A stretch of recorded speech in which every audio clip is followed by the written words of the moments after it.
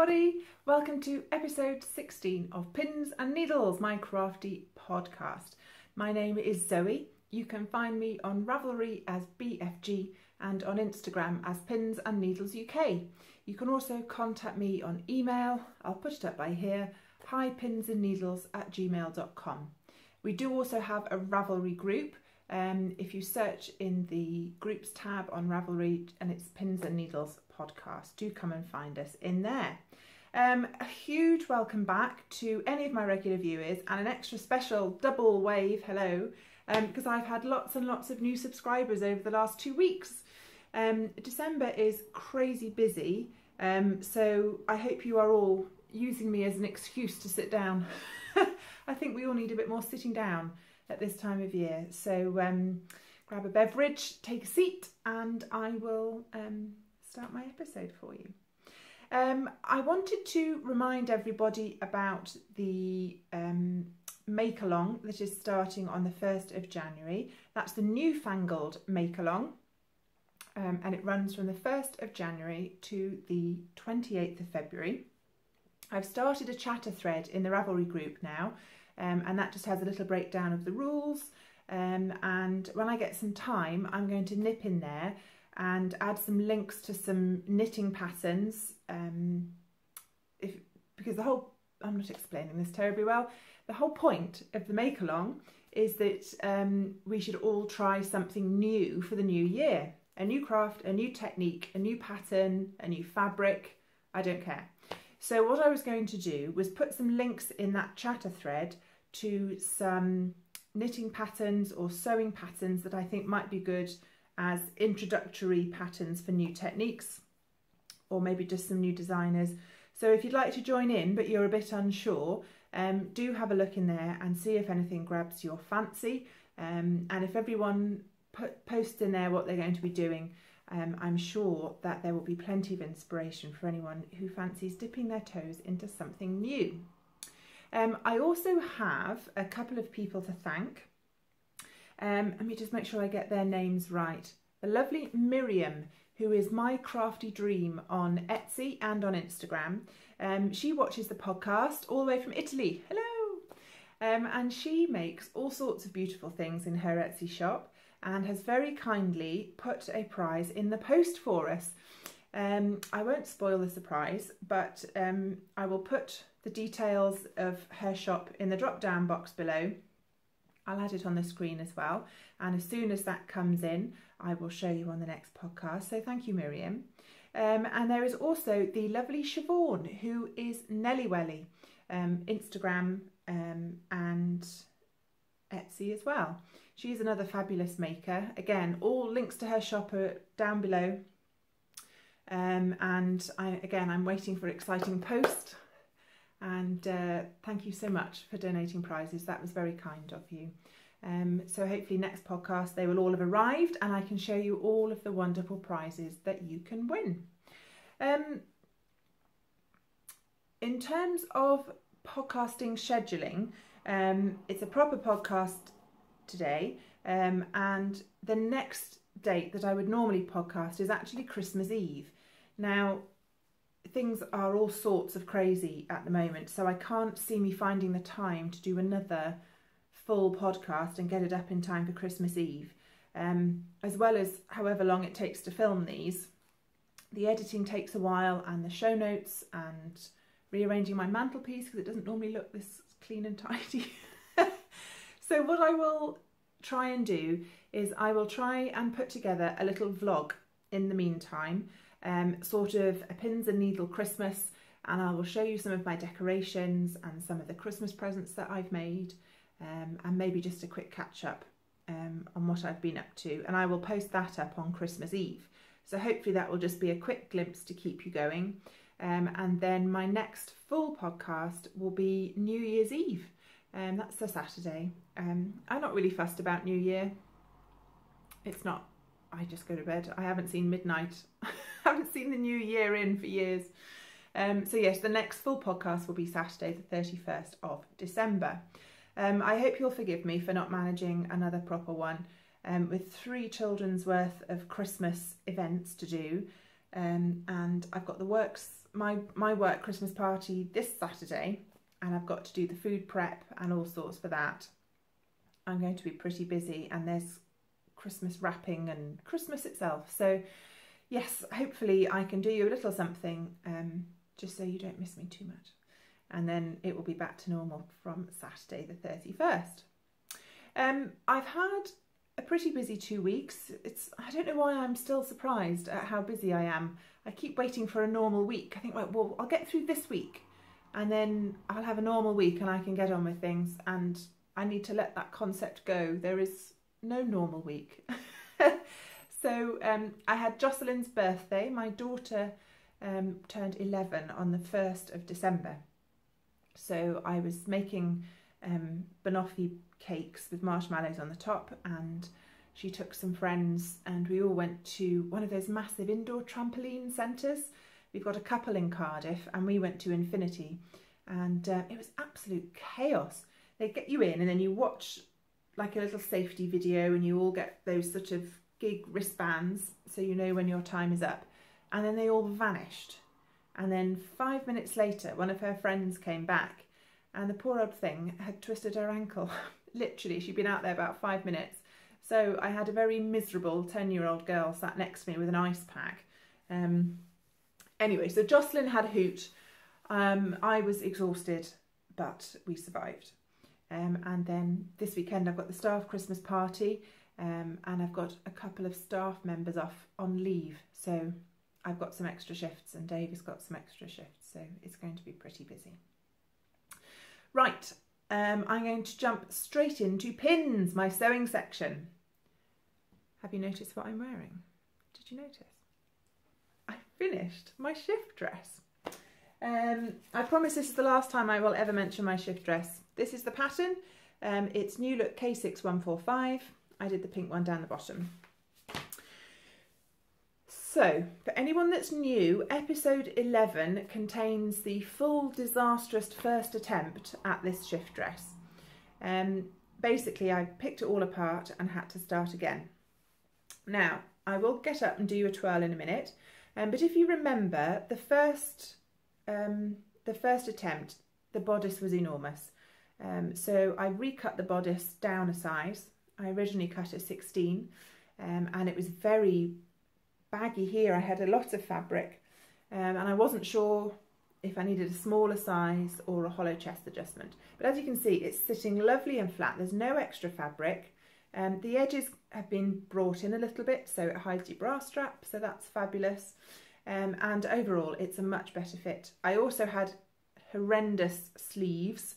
If you're watching, Kelly, this is going to be episode Beat the Sleeves, because I totally beat my sleeve issues. So I'm going to give you a sleeve close-up. Look how beautiful that is. Originally, I had pleated sleeves. We will not speak of what happened. But these are nice plain ones, and they fit beautifully. Right, I'm going to stand up and try and give you a twirl. So it's sticking a little bit to my leggings. I might need what do you call it, a slip. So it's got darts here, which end perfectly. There's the front. So the top half is a 14, and I graded out to a 16 at the waist and hips, and that's a nice fit. It's got, I don't know if you can see, it's got darts in the back and an invisible zip, which isn't terribly invisible, I must admit, but it is my first ever invisible zip. However, I don't think, oh sorry, I knocked the table. I don't think you need an invisible zip, or indeed any zip. The pattern you can make in woven or in Ponte Roma. This is Ponte Roma. And I don't need to undo the zip to get it on and off, which is a bit frustrating because I do feel there's a bit too much fabric in the back. And I think if I took the zip out and just sewed that seam normally, that would pull it in a bit. I had my first go with my invisible zip foot, and it was a little bit tricky. The zip is certainly better than the first attempt. The first time I used a normal zip foot and it was ripply and not very good.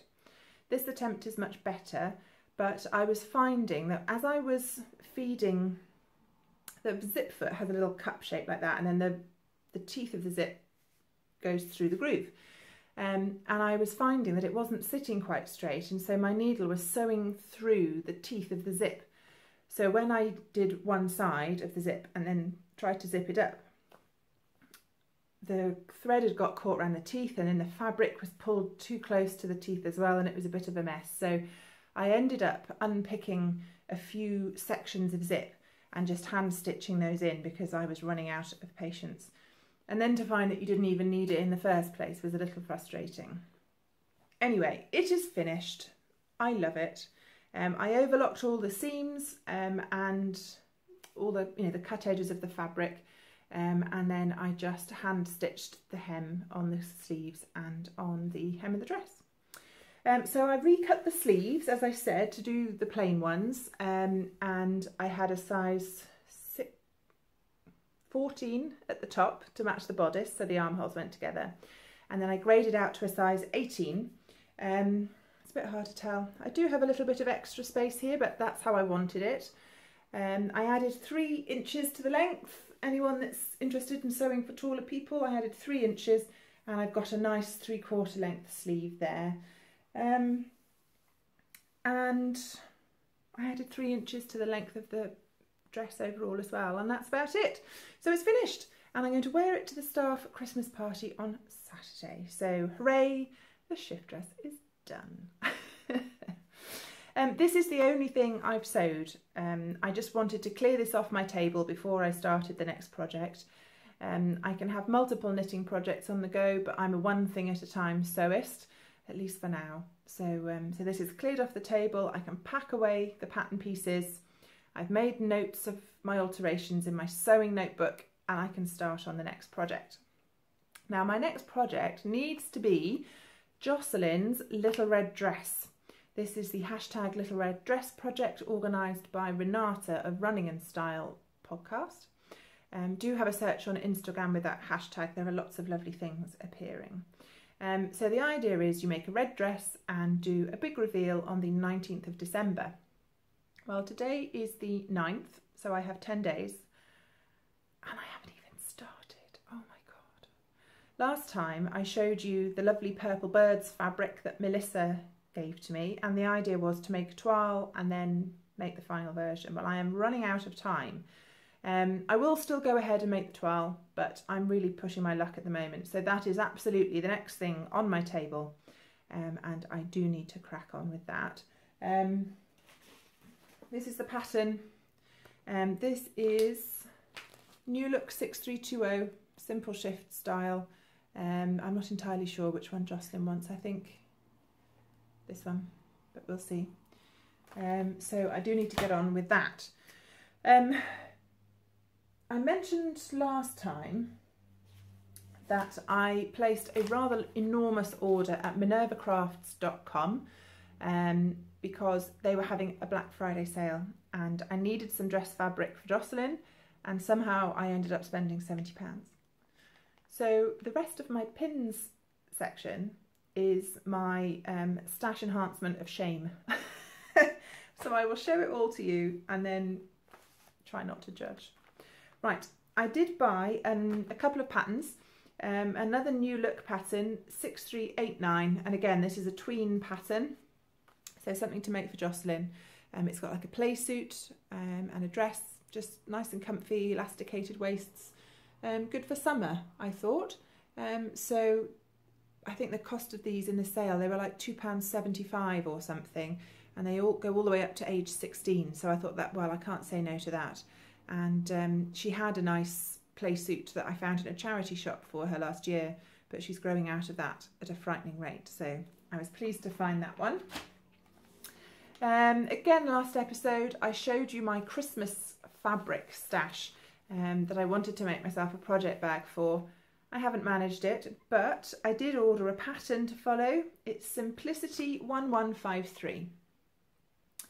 So there's a lovely selection of bag sizes on there, all the way from sort of project bag up to tote bag size, things like that, and different ways. There's box bags and zippy bags and all sorts of things. So they seem to be a bit smaller than I was hoping for. Yeah, the wedge bags are sort of 5.5 inches by 9 inches.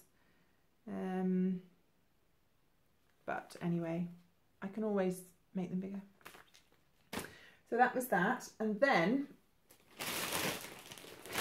this is my fabric order. My God, I told myself that Dave always likes me to pick up a few things that the children can wrap and give to me for Christmas. So in my head, I thought, well, I need dress fabric for Jocelyn. I want a bag pattern to make myself a project bag, which will obviously be saving me money because I'm making my own and not buying, you know, lovely project bags from other people. And somehow I ended up with like a Santa's sack. So, admittedly, not all of it's for me. There is going to be crinkling because I've kept everything in its bag so I don't lose track of what I bought. I bought matching thread. Minerva Craft is wonderful. They have a little box that you can tick when you add the fabric to your basket that says, yes, please, matching thread. So first up is some cotton poplin. Now this is the dress fabric that Jocelyn chose for her little red dress. So it's a marble effect cotton. It's lovely and soft. I haven't had a chance to even get any of these washed, but you can see the effect of the fabric, and I think that's going to look really lovely. It is a little bit thin. I mean, Jocelyn, she's like her dad, she runs very hot, but I decided, because obviously everything was so cheap, that I could order her some fabric to make a long sleeve t-shirt to go underneath. I'm thinking maybe a Tilly in the Buttons Agnes, if I raise the scoop neck a little bit, that should be quite good. So I ordered 3 meters because obviously 11-year-olds, you need 3 meters of fabric to make a t-shirt. And it's this beautiful ivory textured jersey. I absolutely love it. It's a decent, well, I mean, all the fabric is lovely quality. And it's sort of double layered, I think. So there's the reverse, nice and smooth. And then there's the textured feely side. And again, I mean, a long sleeve cream t-shirt is going to be super handy. So with a bit of luck, there'll be some left for me as well. So cream jersey fabric.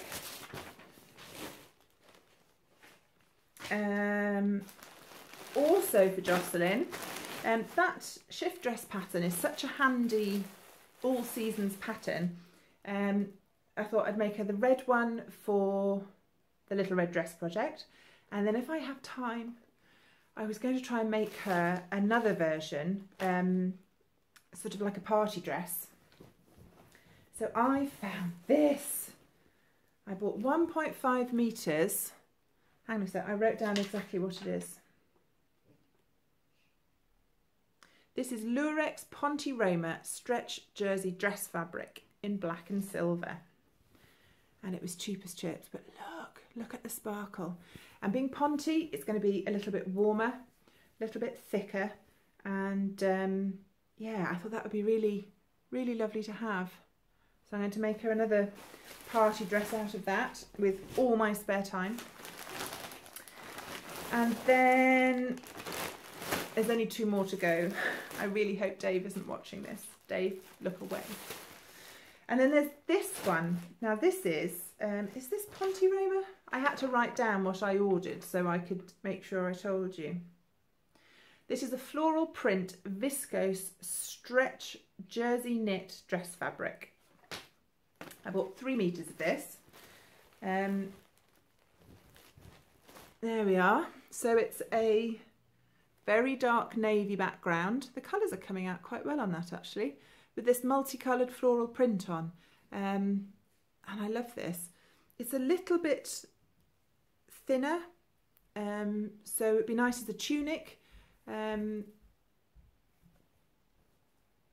Yes, it is. I'm not sure if it's Ponte or jersey, but I can look it up. I kept all the details. So that one's going to be for me. I rather like that. Purple is my favourite colour, so I was very pleased with that. And then last, but by no means least, oh, sorry, I jogged the camera again. This one, this is this is patterned stretch jersey fabric in antique gold. And again, I bought 3 meters of this. So this one's for me.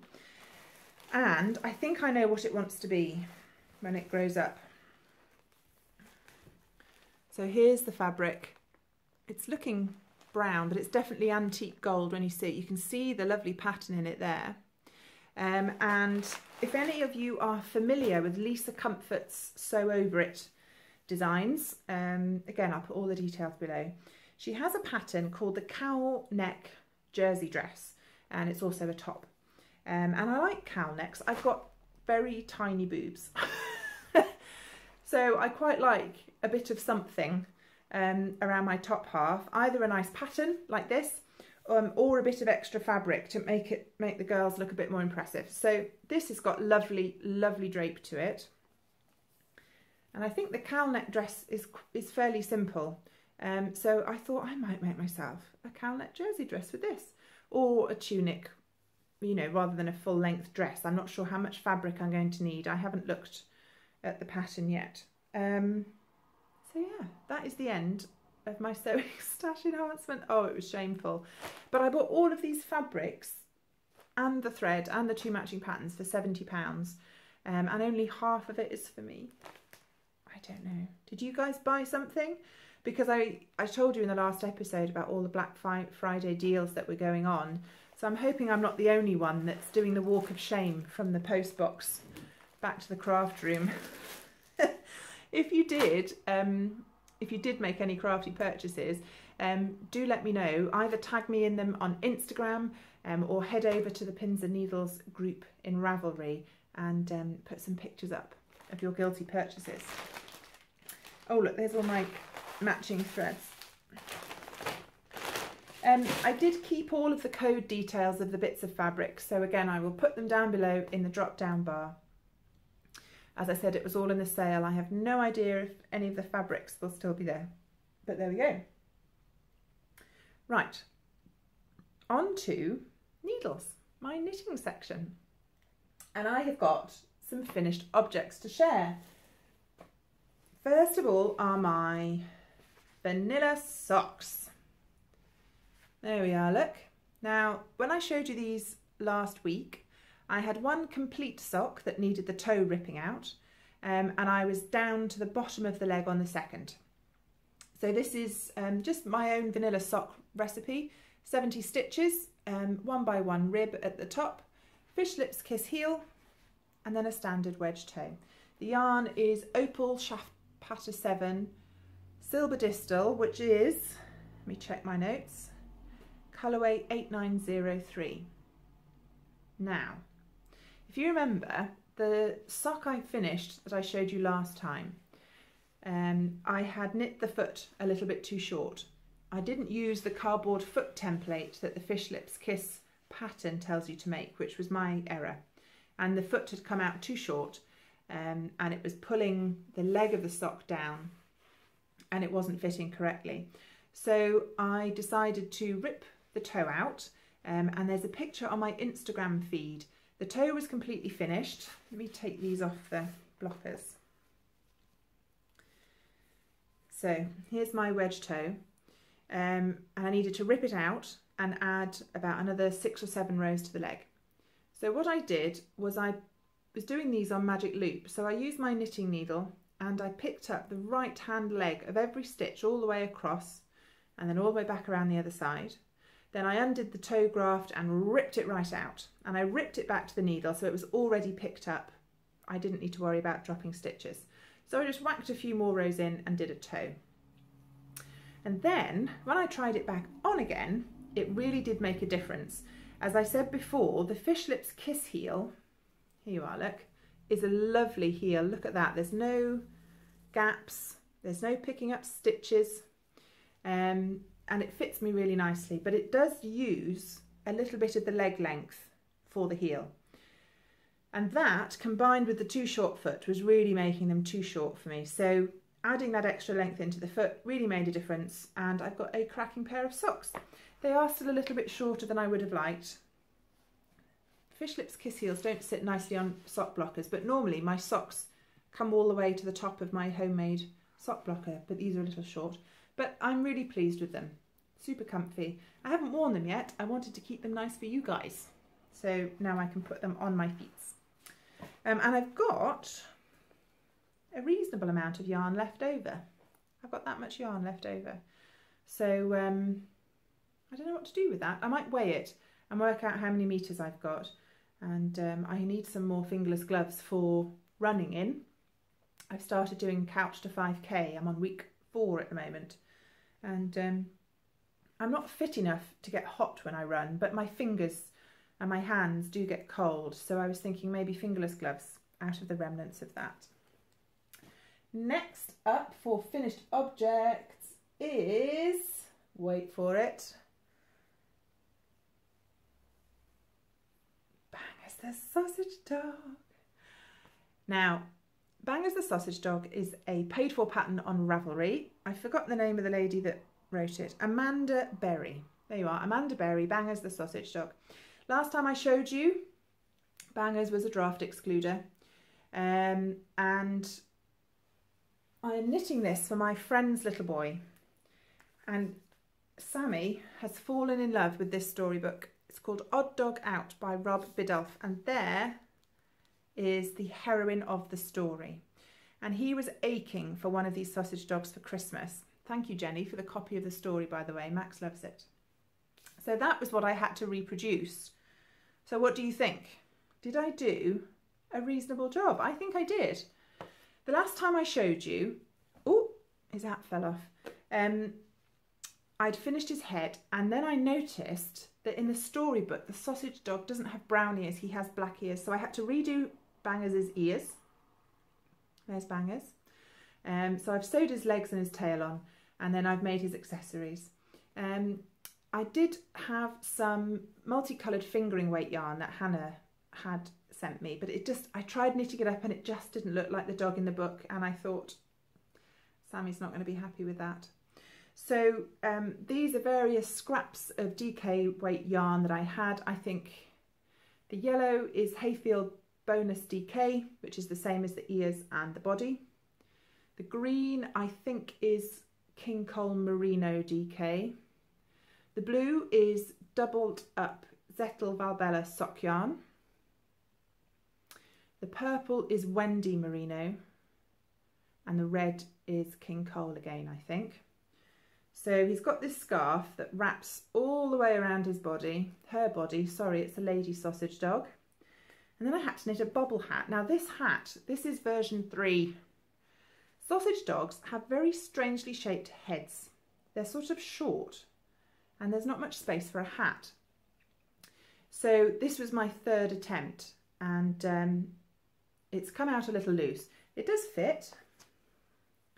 And I didn't know if Jenny wanted it sewn on or not, or if Sammy would like to take it off and play with it. So I will send Jenny some scraps of the yarn so she can attach these if she likes. There we are. The pom-pom was a bit of a killer as well. I've got a Clover pom-pom maker, but it's just plastic rings. It's not fancy roundy with a handle. It's just the same as using cardboard rings that you make yourself. So I got quite cross with that because it wasn't coming out dense enough.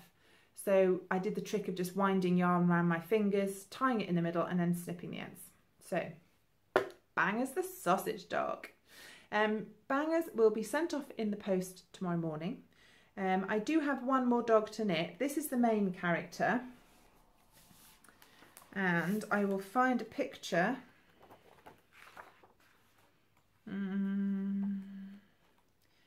Bangers meets a friend.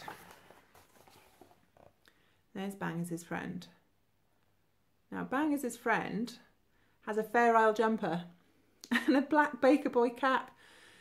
So I think I might just knit the next sausage dog in a cream body colour with blue stripes, because Fair Isle sausage dog knitted flat is going to be a challenge, and I'm not thinking about the hat because that's going to be a living nightmare. Anyway, so it is actually a lovely story. My youngest boy, Max, is 9 and he really enjoyed it. So that's a good book suggestion if you have little ones. Next up is, again, I showed you these last time. I was knitting some Maine Morning Mitts by Clara Parks, my eldest son Conrad, for Christmas. Now, rummage. Okay, so this is the mitt I showed you last week. I used 2 small needles and made it too small, so I made another one, and I think you can see the size difference there. So one's off my needles completely, and one I've just got to knit the thumb and weave in the ends.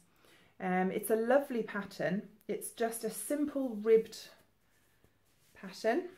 There it is on my hand. The yarn is Fibre Spates Scrumptious Aran in the colourway Slate. I can't remember the number, but I'll put it down below. And it's got the lovely shine and it's super, super soft. They'll probably lose these in a week, but it was leftover yarn from a hat and mitt set I knit for a friend last year. So I'm really pleased with these. My top tip, let me see if I can get you a close-up. There is a close-up of the thumb gusset. There we are, look. Now the pattern has you do make one right and make one left, so you get nice directional increases for the thumb gusset. And I decided life was too short.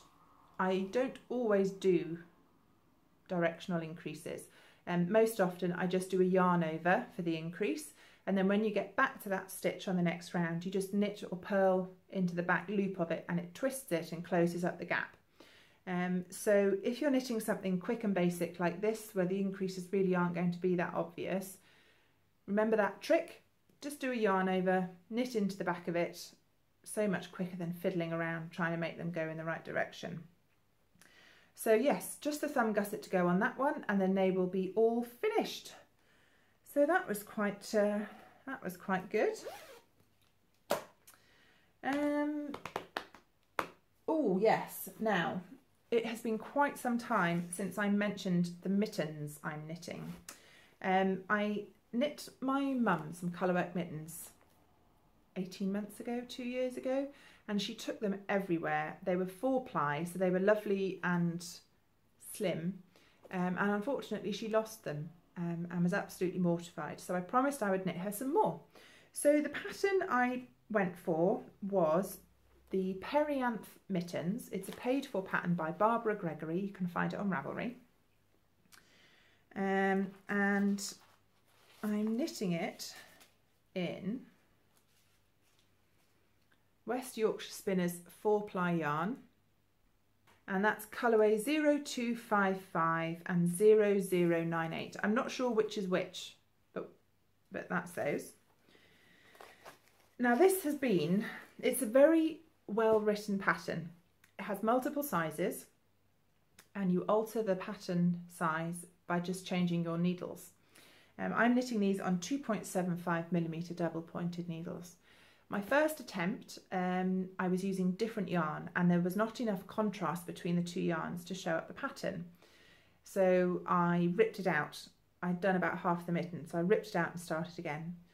And then I made it too small, so I ripped it out for a second time, and then I started again with different yarn, which is the yarn I showed you. So I've been knitting these for bleeding months, and I must admit to getting a bit fed up with them. And then when I went home a couple of months ago, I asked my mum to try them on. They were supposed to be for her birthday, which is the end of October, and I didn't get them finished. So I asked her to try them on, and they were coming up a bit short.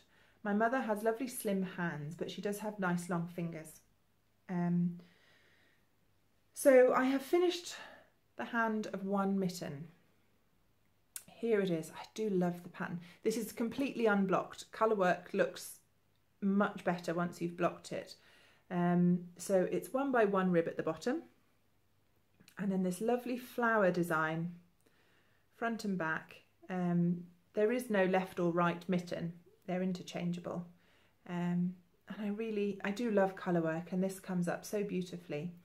But I was worried they were going to be too short, so when I got to the end, I've added another 2 or 3 rows to the top, and kitchened it together. And Mum is coming down this weekend, coming down to see me. Jocelyn's got her Christmas theatre school show, so Mum and Dad are coming down to watch. So I'm going to get her to try them on. Now I have enormous man hands, right? So don't panic. They are too narrow for me, but that's good because that means they will fit Mum properly, hopefully.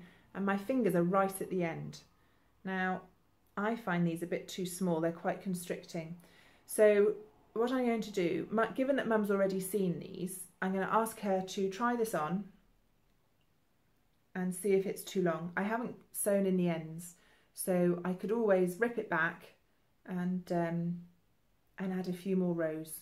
But I'm hoping that if I block it, I'm going to block it after we finish chatting, and I'm hoping it will fit. Then I can do the thumb, and there's, I don't know, will I get a whole other colourwork finished by Christmas? Maybe, but I do love, I'm stretching it, you see.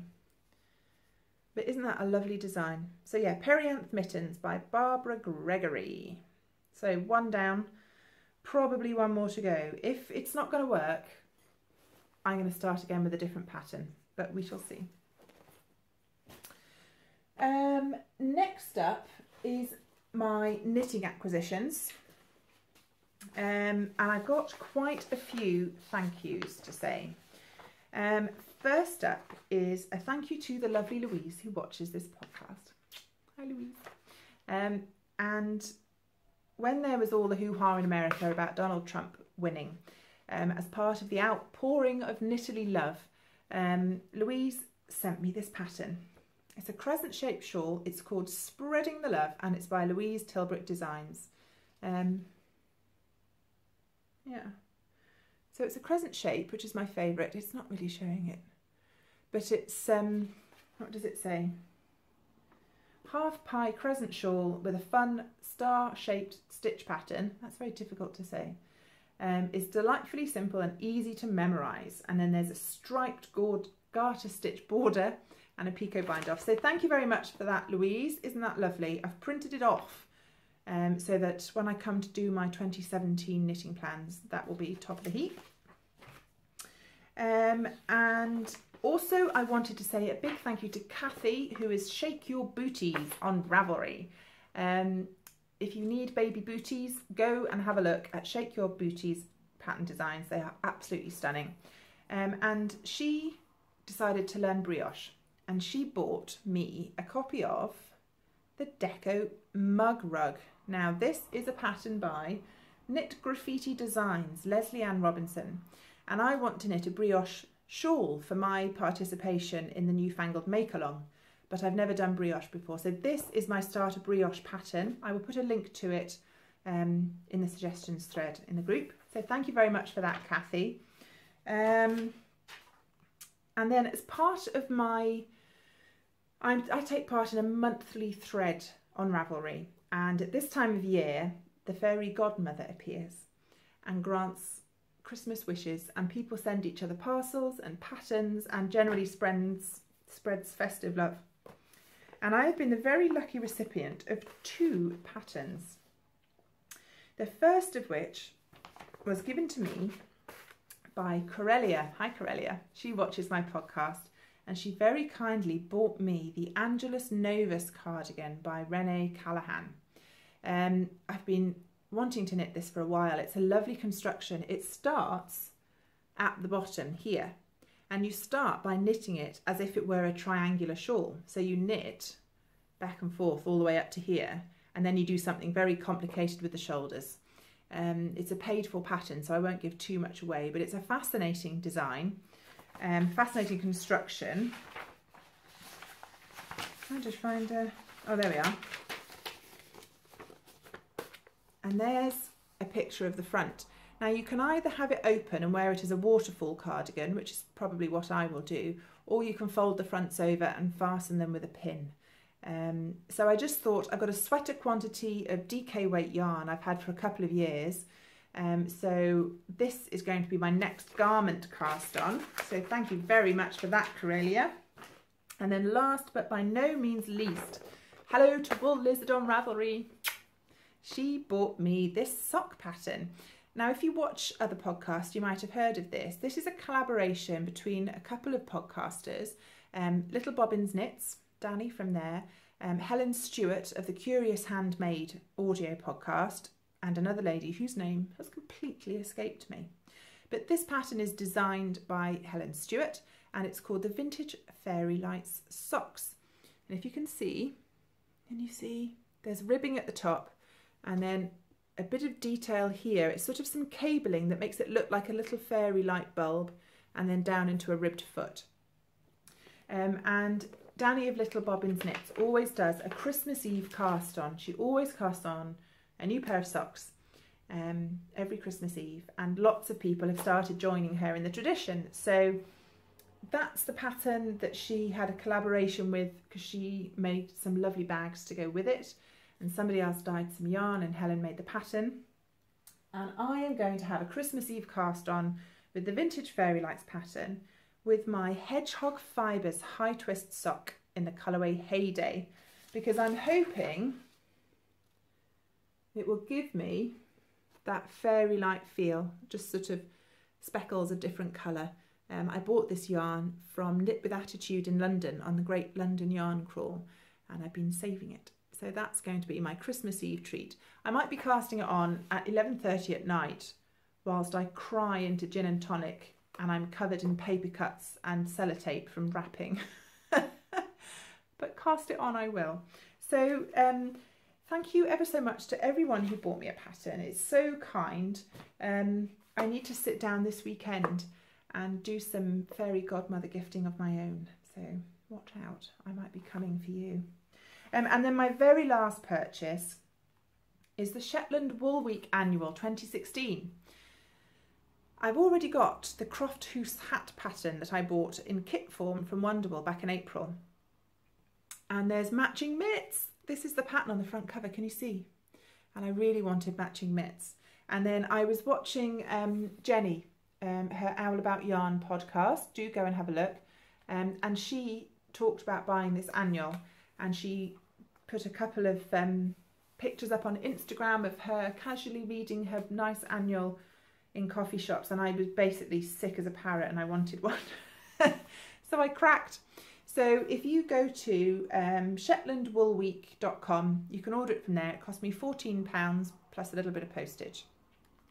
And it's absolutely lovely. It is chock full of patterns and some patterns by Ella Gordon, Donna Smith, Uti Cater, Hazel Tyndall, all sorts of big names, and some interviews to go with them. And the photography is absolutely stunning. So there's the Croft Hoose hat, which I've already got the pattern for, but you get the mitts as well. And there's a beautiful shawl by Donna Smith. And it's a cockle shell pattern. Again, I'm just going to cover my face so you can see. Is that showing up? Look at that. Look at that. So there's some absolutely gorgeous patterns in there. But it's one of these books that even if the patterns don't grab you, and why wouldn't they grab you, because it's gorgeous, they have these wonderful interviews, beautiful photographs to look at, and then they have some lovely essays at the back. So have you heard of Mackin belts? Fair Isle leather belts that people wear around their waist. So there's a fascinating article on those. An article about the history of some of the garments as well. So yeah, beautiful photography, lovely quality feely paper, and some absolutely stunning patterns. So for £14, I think this is an absolute steal. Again, this was something I bought that I thought the kids could give me for Christmas, but as you can see, I opened the envelope and read it.